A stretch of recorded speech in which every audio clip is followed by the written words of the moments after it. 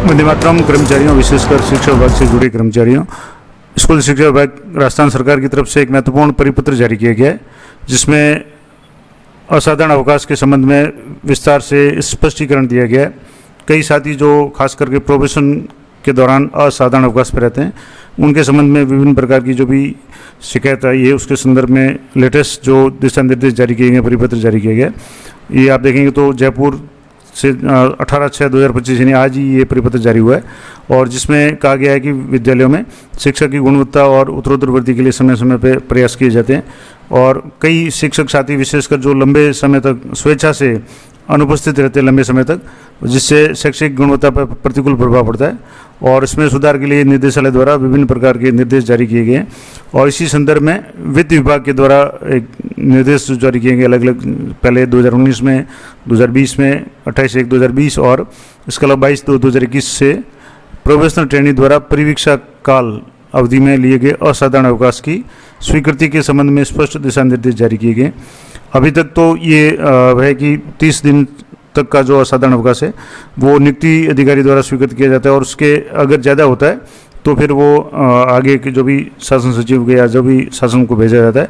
अब इस संबंध में कुछ जो बार बार कुछ शिकायतें आ रही है या इस सुविधा का कुछ साथियों द्वारा अगर दुरुपयोग टाइप किया जा रहा है, तो इसके संबंध में स्पष्टीकरण आया है कि प्रशासनिक विभाग द्वारा स्वीकृति हेतु प्राप्त प्रकरणों के अवलोकन में ये ध्यान में आया है कि जिन कार्मिकों की अवकाश अवधि 30 दिन से अधिक है, यानी असाधारण अवकाश 30 दिन से अधिक है, उनका प्रथम 30 दिवस का असाधारण अवकाश नियुक्ति अधिकारी द्वारा स्वीकृत कर, यानी उसका पहले 30 दिन का अवकाश तो नियुक्ति अधिकारी द्वारा वो स्वीकृत कर दिया जाता है, और शेष अवधि के असाधारण अवकाश को स्वीकृति हेतु शासन को भिजवाए जा रहे हैं। और कतिपय ऐसे प्रकरणों में शासन द्वारा शेष अवधि को डाइज नॉन घोषित किए जाने की स्वीकृति प्रदान की जाती है। अब यानी जो शेष अवधि है उसको तो जैसे 30 दिन का तो नियुक्ति अधिकारी स्वीकृत कर लेता है, और बाकी को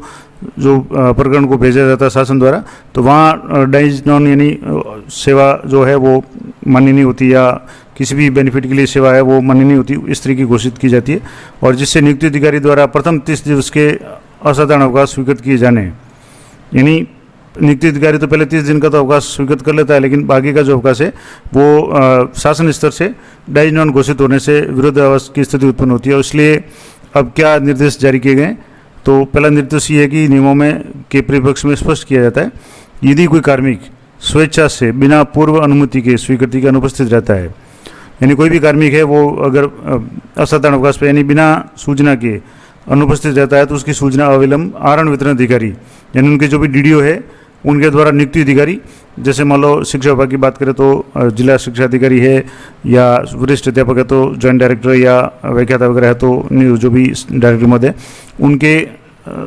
उनको दी जाए, यानी नियुक्ति अधिकारी या सक्षम प्राधिकारी को दी जाए। और नियुक्ति अधिकारी या सक्षम प्राधिकारी द्वारा स्वेच्छा से बिना पूर्व अनुमति के, यानी ऐसे कार्मिक जो बिना पूर्व अनुमति के या स्वीकृति के स्वेच्छा से अनुपस्थित रहते हैं, तो उनके खिलाफ में तुरंत उनकी शिकायत मिलते ही या उनकी जो भी सूचना मिलते ही नियम 16 और नियम 17 सीसी या 16 सीसी के तहत तुरंत कार्रवाई संपादित की जाए। और यदि नियुक्ति अधिकारी सक्षम अधिकारी द्वारा स्वेच्छा से अनुपस्थित कार्मिक के विरुद्ध कोई कार्रवाई नहीं की जाती है, तो उनका उत्तरदायित्व निर्धारित किया जाए। यानी अगर नियुक्ति अधिकारी भी इनके खिलाफ में कोई कार्रवाई नहीं करता है, अगर स्वेच्छा से अनुपस्थित रहते हैं तो उनके खिलाफ भी कार्रवाई है वो संपादित की जाएगी, यानी उनके खिलाफ भी 16 या 17 सीजे की कार्रवाई हो जाएगी। तो नियुक्ति अधिकारी भी जरूर ध्यान रखें कि वो ऐसा कोई प्रकरण हो जिसमें कोई कार्मिक है स्वेच्छा से लंबे समय तक बिना स्वीकृति की अनुमति के वो अनुपस्थित रहता है, तो तुरंत उसकी सूचना आगे भी दे और उनके खिलाफ में कार्रवाई शुरू कर दे। इसके अलावा वित्त विभाग के जो नियम है, जिसमें अलग अलग नियमों का हवाला दिया हुआ है, 2022-2021 की निरंतरता में स्पष्ट किया जाता है कि प्रोफेशनल ट्रेनिंग द्वारा, यानी खास करके जो प्रोफेशनल्स है उनके द्वारा परिवीक्षा तक काल जो अवधि है उसमें लगातार 30 दिन से अधिक असाधारण अवकाश लिए जाने की स्थिति में प्रकरण की पूर्ण अवधि, अब ये यहाँ जो नया बदलाव किया हुआ है, पहले तो ये होता था कि 30 दिन से अधिक अवधि होती थी, तो 30 दिन का अवकाश है वो नियंत्रण अधिकारी या नियुक्ति अधिकारी उसको करते थे, और उसके बाद का जो भी होता था उसको आगे शासन को भेजा जाता था। अब ये निर्देश दिया गया कि 30 दिन से अगर अधिक का असाधारण अवकाश है तो प्रकरण की पूर्ण अवधि, यानी प्रोफेशनल ट्रेनिंग द्वारा परिवीक्षा काल अवधि में लेके संपूर्ण असाधारण अवकाश, चाहे 35 दिन का, तो पहले तो क्या था कि 30 दिन का वो स्वीकृत करते थे, उसके बाद 5 दिन का आगे भेजा जाता। अब 35 दिन है तो या 40 दिन है तो पूरे के पूरे 40 दिन का है वो शासन को स्वीकृति हेतु प्रेषित किया जाए। यानी 30 दिन से ज़्यादा है तो फिर नियुक्ति अधिकारी नहीं होकर के सीधे शासन को भेजा जाए। और ये भी जानकारी में आया है कि परीक्षा काल अवधि के लिए लिए गए अवकाश को यथासंभव स्वीकृत नहीं कराया जाता, यानी कई साथी है इसको जो अवकाश असाधारण अवकाश है उसको स्वीकृत नहीं कराते हैं और कई वर्षों तक लंबित रखा जाता है। अतः कार्मिक द्वारा लिए गए प्रत्येक असाधारण अवकाश को अवकाश उपभोग से लौटते ही, यानी जैसे ही वो कार्य ग्रहण करता है तो सूक्ष्म स्तर पर उसको प्रस्तुत किया जाए। असाधारण अवकाश अगर 30 दिन से कम है तो नियुक्ति अधिकारी, या 30 से ज़्यादा है तो सीधे ही शासन को भेजा जाए ताकि समय पर उसको निस्तारित किया जाए। और एक और इम्पोर्टेंट बात कि परीक्षा काल अवधि में निरंतर लिए गए अवकाश को स्वीकृति हेतु प्रस्तुत किए जाने पर टुकड़े टुकड़े अवधि में प्रस्तुत किया जा रहा है। जैसे एक तो ये हो गया कि 30 दिन से अगर ज़्यादा का है तो 15 दिन का अलग, फिर 15 दिन का या 20 दिन का या 25 दिन का, इस तरीके से किया जा रहा है, जो सरासर गलत है। कार्मिक द्वारा निरंतर अवधि में लिए गए असाधारण अवकाश को एक साथ स्वीकृति हेतु भेजा जाए, ये भी विशेष नोट करने की बात है। इसके अलावा प्राय देखा गया है कि मेडिकल बोर्ड से बचने हेतु कार्मिक ज़्यादातर जो अवकाश लेते हैं टुकड़ों टुकड़ों में, जैसे एक कार्य दिवस कार्य ग्रहण करते हैं उसके बाद वापस अवकाश लेते हैं, तो ये भी अस्वीकार्य है, यानी ये भी सही नहीं है। और साथ ही लंबी अवधि के चिकित्सा आधारित प्रकरणों में, यानी लंबा अगर मेडिकल कोई कार्मिक द्वारा लिया जाता है तो नियमानुसार सक्षम प्राधिकारी द्वारा चिकित्सा जारी जो प्रमाण पत्र है वो ही स्वीकार किया जाए। यानी अगर सक्षम प्राधिकारी नहीं है तो उसके द्वारा जो भी चिकित्सा प्रमाण पत्र है वो स्वीकार नहीं किया जाएगा। तो ये भी विशेष जो भी खास करके DDO साहब वगैरह या नियुक्ति अधिकारी है वो जरूर ध्यान रखें। इसके अलावा ये भी देखा गया है कि ग्रीष्मकालीन अवकाश, शीतकालीन अवकाश या मध्यावधि अवकाश से पूर्व एक दिवस के लिए मात्र अपनी परीक्षा अवधि पूर्ण किए जाने हेतु कार्यग्रहण कर पुनः अवकाश समाप्ति पर असाधारण अवकाश पर चले जाते हैं, जो कतई स्वीकार योग्य नहीं है। यानी कई साथी है जो असाधारण अवकाश पर होते हैं और जब भी जैसे गर्मियों की छुट्टियां पड़ी, ग्रीष्मकालीन अवकाश हुआ तो 15 तारीख को या 17 तारीख को, लास्ट मई को अगर कार्यग्रहण दिवस या मास राष्ट्र वर्किंग डे है तो 17 तारीख को ज्वाइन करके वापस छुट्टियों का उसमें फ़ायदा उठा लेते हैं और वापस 1 जुलाई पे ज्वाइन करके 2 जुलाई से असाधारण अवकाश पर चले जाते हैं। तो ये ऐसा स्वीकार्य नहीं है। जो भी असाधारण अवकाश का वो लगातार होगा और एक दिन के कार्यग्रहण से ये इसमें है क्लियर कहा हुआ है कि ये स्वीकार योग्य नहीं है।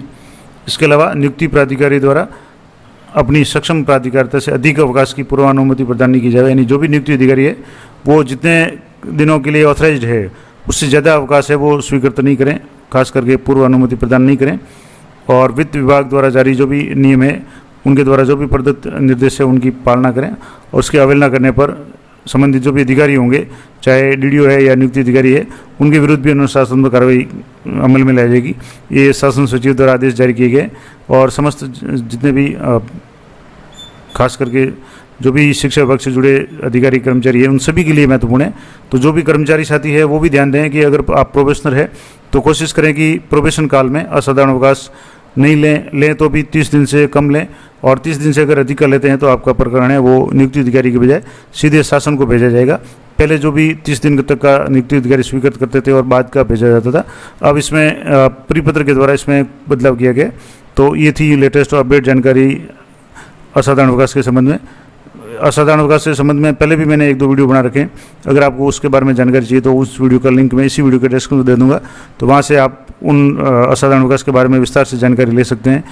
तो ये थी महत्वपूर्ण जानकारी और लेटेस्ट अपडेट। जानकारी अच्छी उपयोगी लगे तो लाइक करें, शेयर करें। मिलते हैं नेक्स्ट वीडियो में, तब तक जय हिंद, जय भारत।